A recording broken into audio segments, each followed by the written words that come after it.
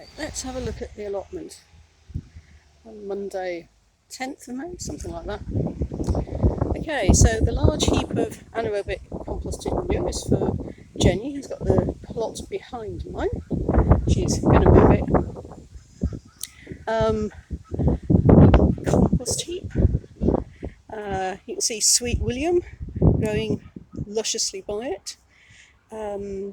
Hyacinths that are flowering and going over, and there's some gladioli just coming up.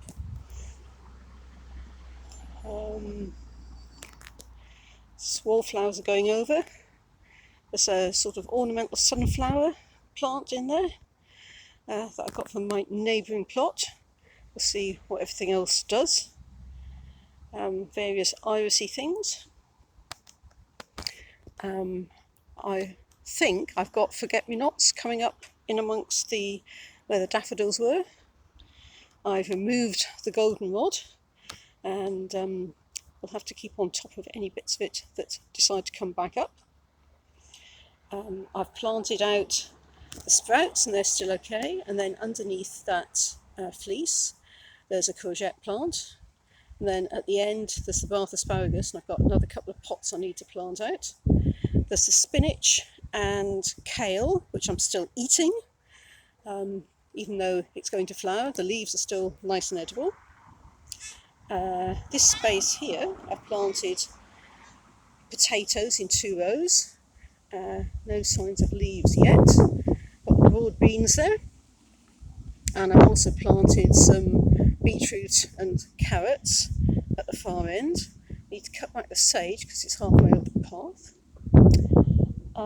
This bit here, which is the other part of the flowery area, there's tulips that are going over, and then this is Dropwort, which is a member of the rose family and is growing remarkably well.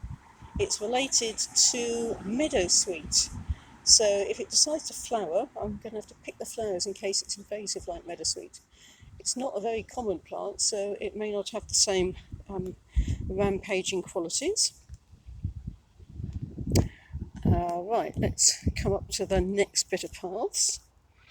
So, as you can see here, the remains of the kale flowering vigorously, and at least when the sun's out a bit, being attended by lots of insects.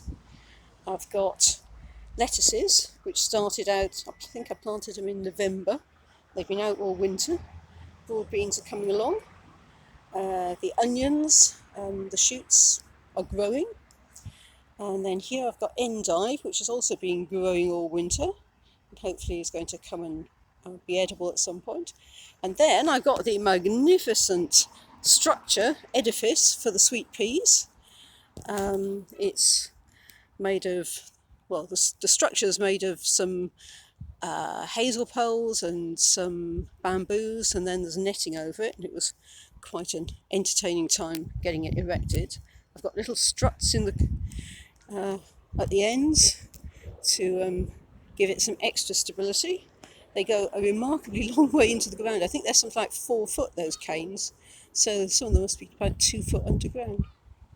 Under here I've got it's radishes and carrots, I think. You can see the meadowsweet is growing magnificently. There's the mint. I've rooted out some of it that was going all over the place. There's still a little bit that's in places I don't want it, so I'll have to get rid of that. I've got a rosemary plant,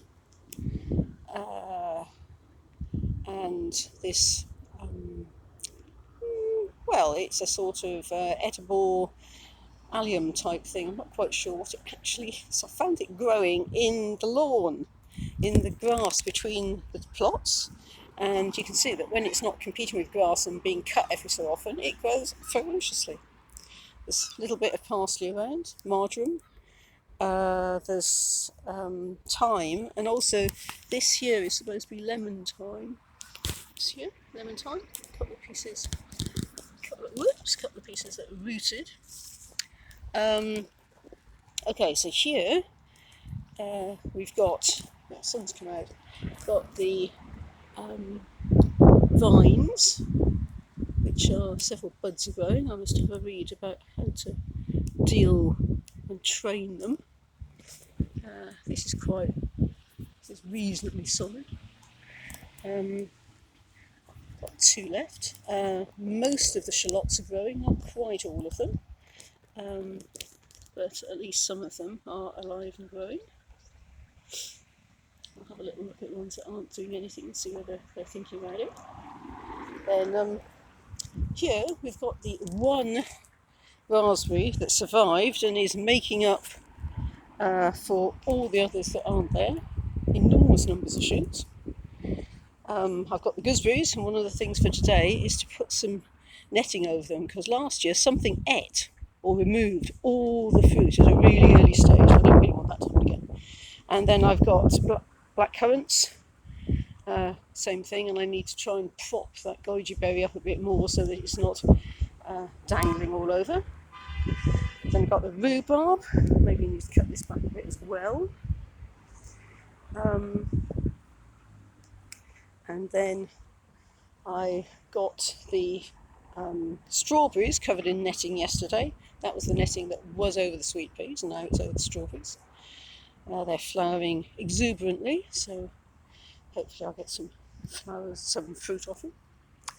Got croissants, most of which are alive or just about alive, and then there's the asparagus coming up, which I haven't picked any. I'm going to leave for yet another year so that it can build up its strength so that next year I can eat my own asparagus. And there's the magnificent netting and support for the sweet peas again. It really is. I just hope it doesn't fall over. And there's some space around here that I'm going to put something into. I'm not quite sure what, but I just can't leave all that space empty. So it might be courgettes or honey nut squash, something like that.